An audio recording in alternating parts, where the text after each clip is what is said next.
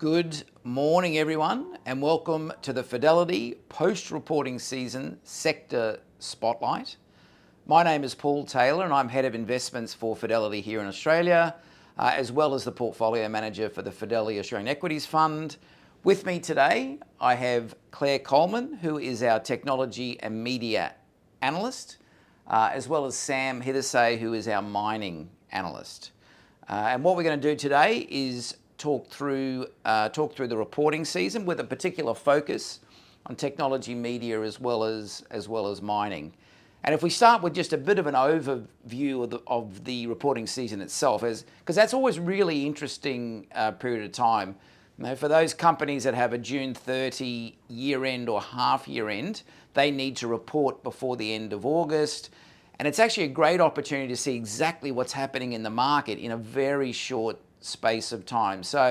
And what we do after the companies report, we'll then go and meet with the management teams and try to understand the trends. So we understand who's gaining share, losing share, what's happening with revenues, costs, and getting a total view of exactly what's happening in the market. But I give a couple of very broad-based comments on some of the trends that are happening, because I thought it was a particularly interesting reporting season. I actually think the consumer is actually still hanging in there. Now they have been, which has been a bit surprising given the rise of interest rates and given some of the cost of living issues. The consumer is actually still hanging in there, although there are some cracks. But the really interesting thing is that it's probably a two-speed consumer. So you've got consumers, and they tend to be the older demographic, where they already own their own home, they've got no debt, and in fact they might have money in a bank term deposit that's actually earning higher interest now. So they're actually doing quite well, and they're spending money on particularly international travel and experiences. Whereas at the other end of the scale, we have probably younger people, younger demographic that are paying rent. Rents have gone up considerably. They are being impacted by the cost of living, as well as young families with a large mortgage. They're being negatively impacted as well. So we're seeing this really two-speed consumer that's happening at the moment. Probably the best sectors in the market would have technology delivered another really strong result through reporting season. Financial services actually were okay as well, but at the weaker end of the scale, we've got commodities, mining, energy were weak, healthcare was a little bit weak, as was media. So we thought these were a couple of interesting sectors to delve into in more detail, because we've probably got the bookends. We've got what did really well and also what maybe struggled a little bit as well. The reporting itself, the numbers that actually came in for the end to 30 June, probably slightly more beats than misses, but the market tended to follow the outlook statement. So as well as talking about the results, company management teams will also talk about the outlook statement.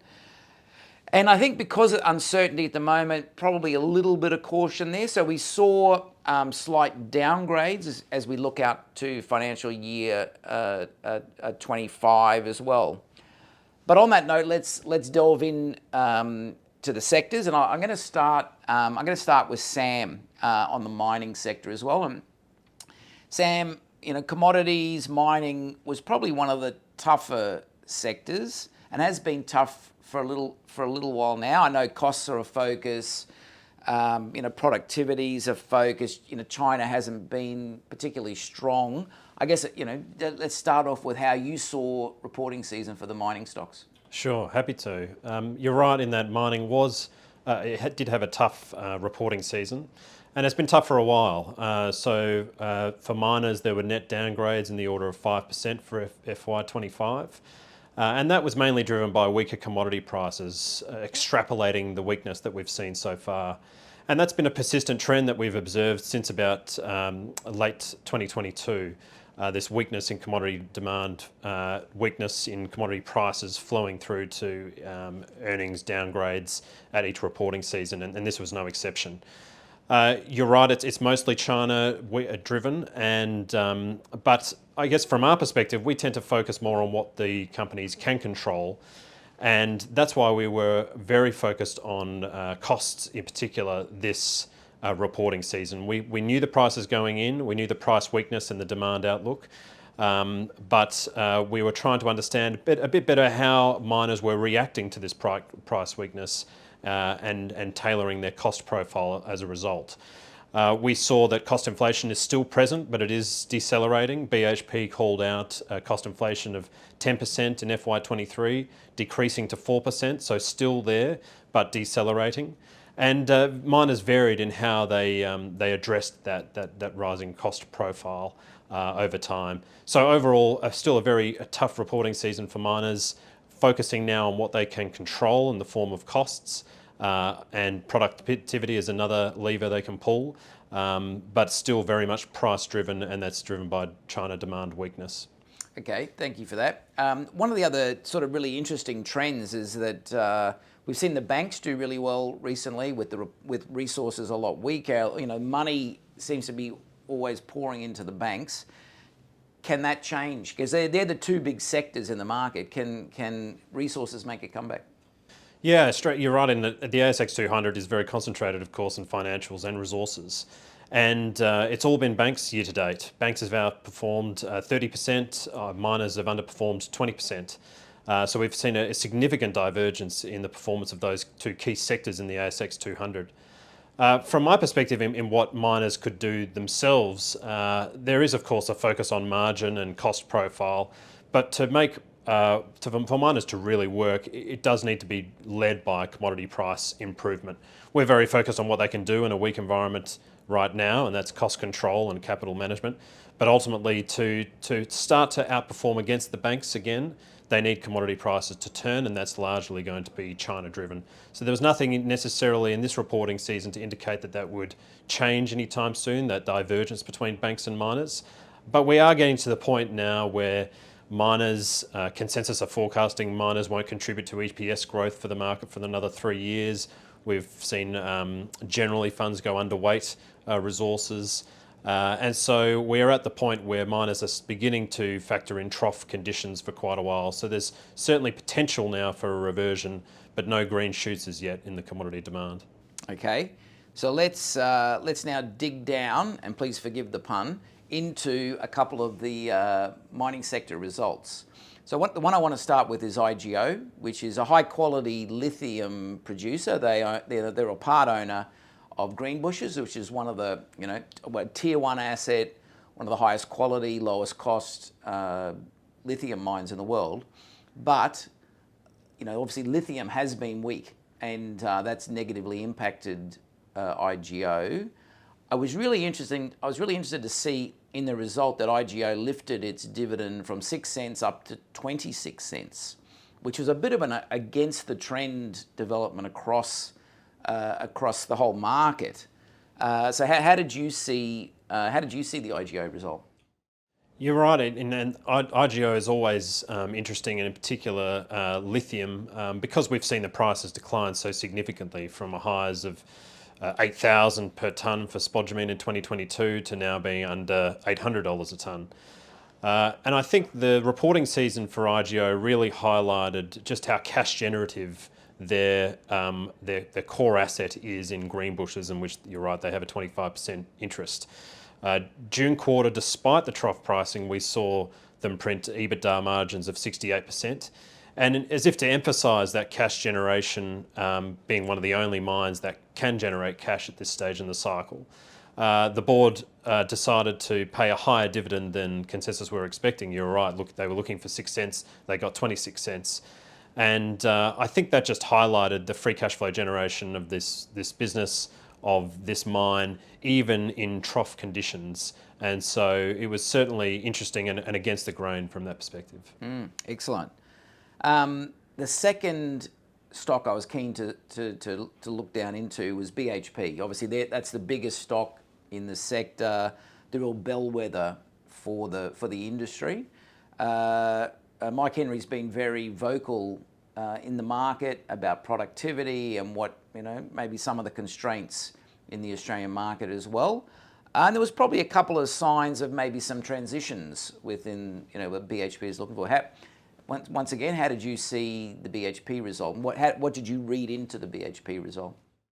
Well, the BHP result itself was fairly in line, as it generally is. And the more interesting part of the result was definitely the discussion on their copper growth optionality. Because you're right, their earnings are still predominantly iron ore, but they are spending a lot more time in each result talking about their copper growth optionality as they seek, I think, gradually to transition towards a copper-focused company. And you're right, we had Mike in the office discussing that trajectory. He was still, of course, very supportive of their iron ore business and didn't want to downplay that by any means, highlighting that in the short term there's a cost support level of around $80 to $100 a tonne. Rio said $100 a tonne, and this was quite important because at the time and through reporting season we saw iron ore fall to 90, back through 100, back down to 90. So it was very important to get a read on cost support. But the flavour of the day was definitely a pivot towards copper growth. You're right, he was also very vocal on productivity issues. BHP have been vocal for some time here, calling out the fact that mining wages have doubled since 2000, but mining productivity has stayed flat in that time. And that got picked up in the press and is obviously fairly important for industrial relation reform discussions that we're all having. And it obviously factors into their cost equation as well. So for BHP, it was very much a conversation about the transition towards copper while still defending their cash flows from iron ore, but a much more of a focus on cost and productivity. Okay, thank you. Outlook. Financial year 25, just finished financial year 24, financial year 25. How are things looking?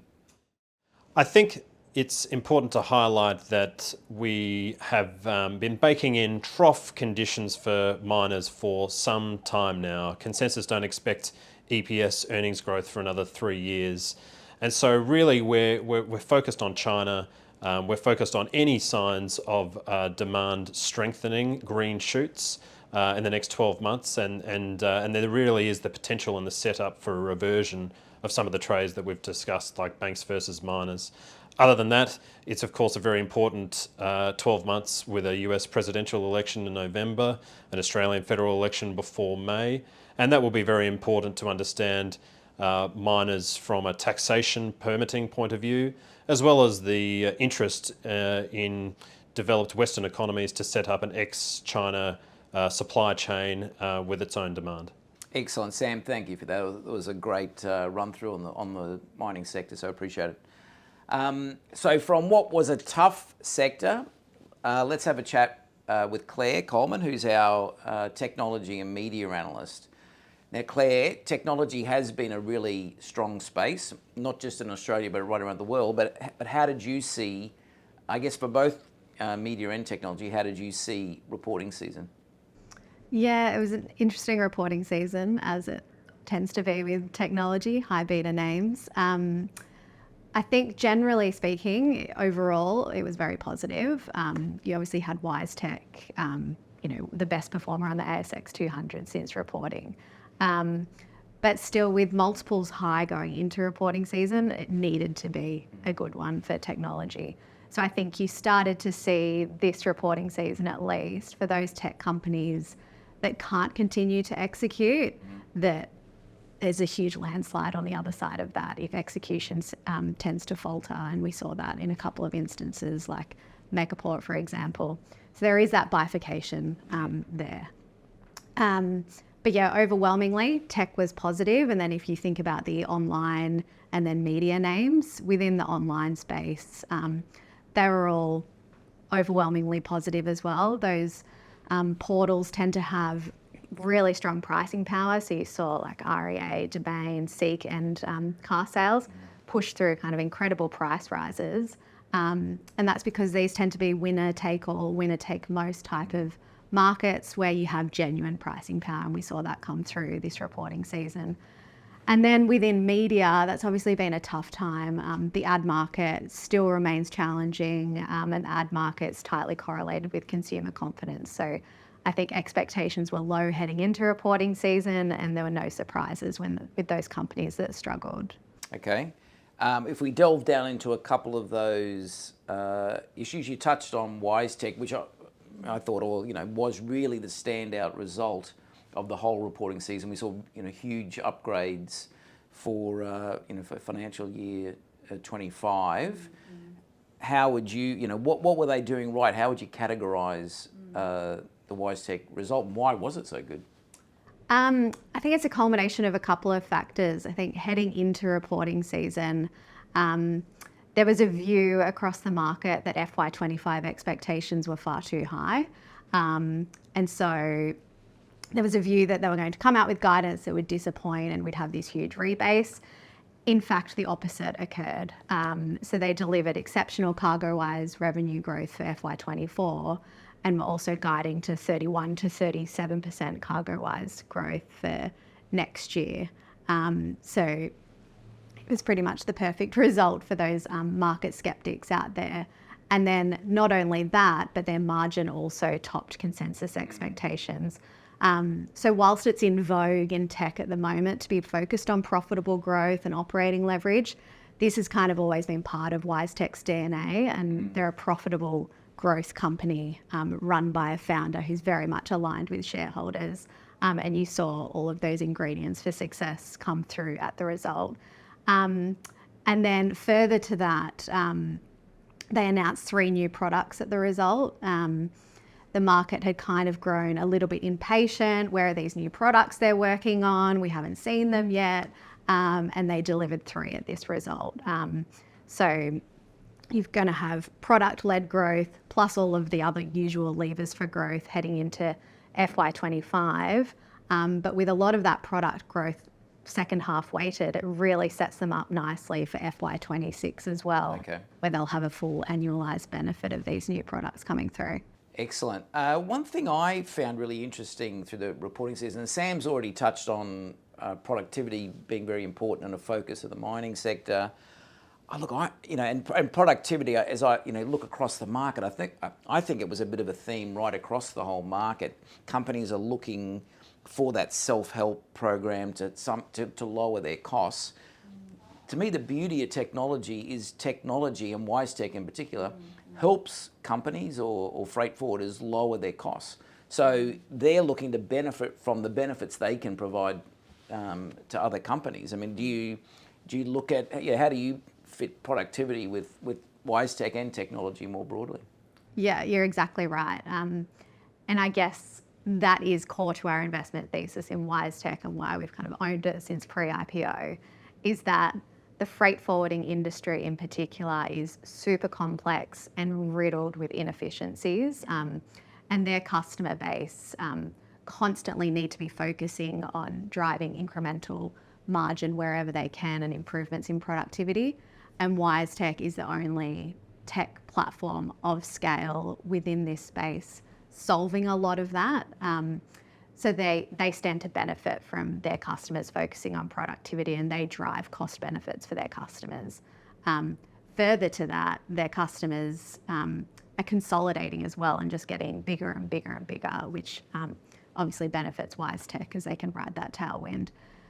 But yeah, exactly, you're exactly right. Technology more broadly, they're solving the productivity challenges for their customer base, and that is the longer term structural tech tailwind for majority of the tech companies that I cover. Okay, excellent, thank you. The other stock I wanted to talk about, a little bit different, Seek, which has, it's been a very high quality company, been a great company over a long period of time, dominant position in its industry, but probably has been a bit weaker, for a little while, I guess the last couple of years now, and mainly around maybe cyclical concerns more than anything else. How did you see and actually the interesting thing was it was I think it was weak into the result, but we now post the result, we sort of got back to above where we were. So I think market's sort of telling us something there. How did you see the result, and how do you think about the cyclical versus the structural with a company like Seek? You're right. On the day, I think it was down 6.5%, and since then it's been outperformed the market by about 1%. So it's more than recouped those losses.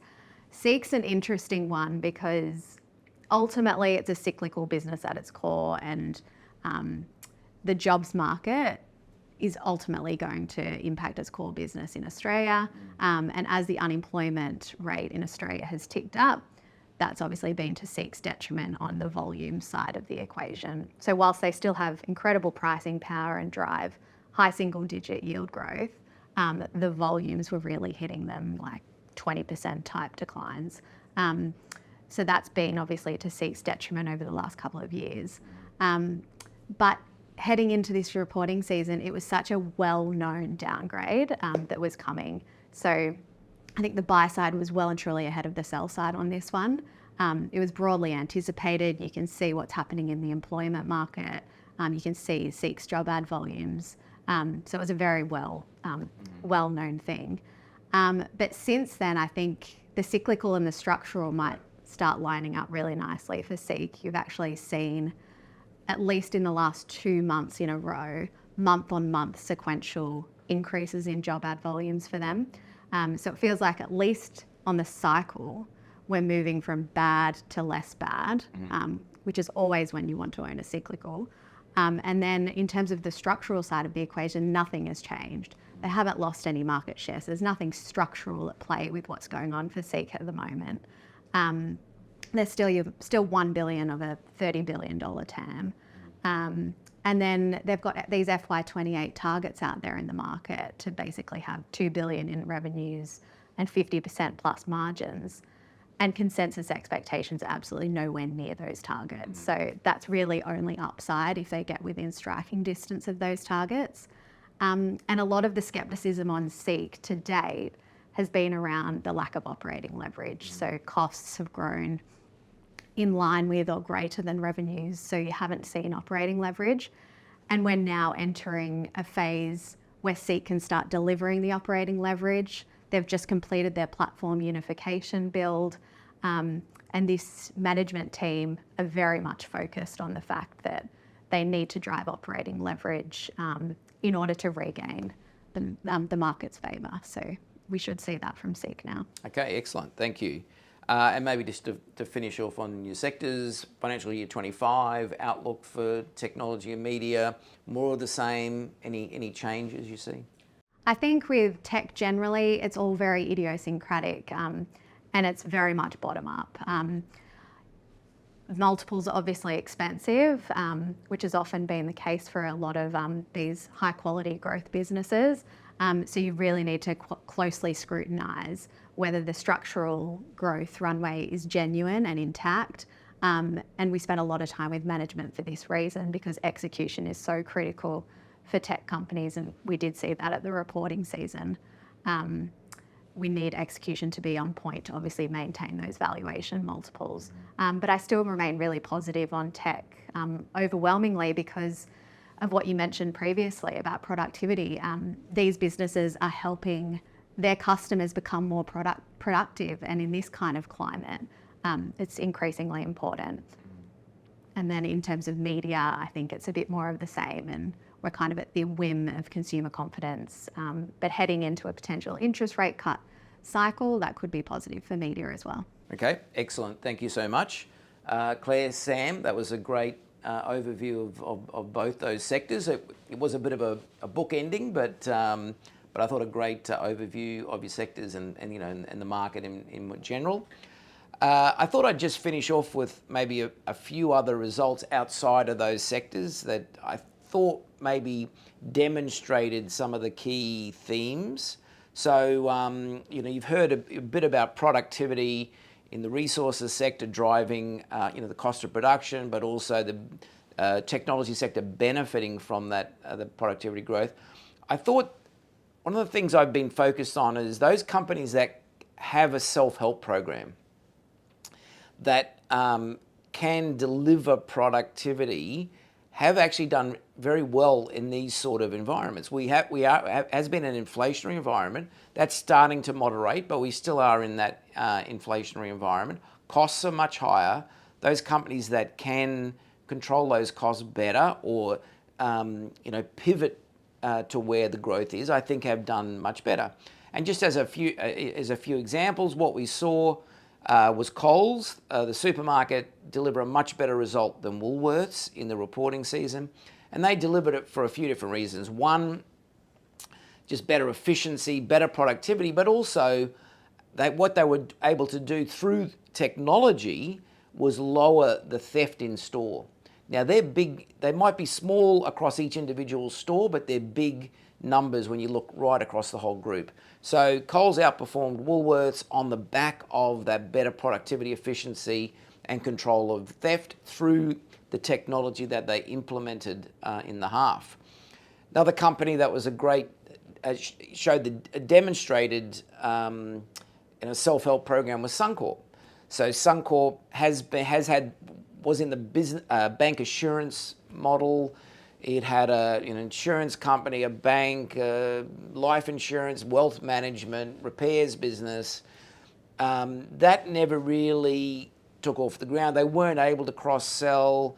They've decided to simplify and focus on general insurance. And the general insurance market is actually is in a very good space at the moment with strong premium growth, strong rate growth. And the market loves simplicity. The market doesn't like complexity. Now, as Suncorp has sold off all of the businesses, and the last one they sold off was their bank, which just was sold at the end of July. They now have 4.1 billion of excess capital. So as well as having a strong earnings outlook from the general insurance side because of the strength in the industry, they now also have 4.1 billion of excess capital that shareholders will likely get back in the first quarter of next year through higher dividends, special dividends, as well as a share consolidation. So that's the end result of this simplification and self-help program. And the third one I thought stood out from a self-help perspective or a productivity perspective was Downer. So Downer, as an engineering and construction firm, really went through a very difficult period, but they've been very focused on coming back to where the profitable projects are, where the profitable businesses are, and controlling their costs. And they were able to do that very successfully in the reporting season. So the market is now starting to look at them more favourably as a strong turnaround candidate. So I thought they were all, sort of excellent demonstrations of this self-help program. There's this sort of focus on productivity, which I saw as a bit of a theme running right through the whole reporting season. So on the back of that, I just really wanted to thank everybody for joining us today.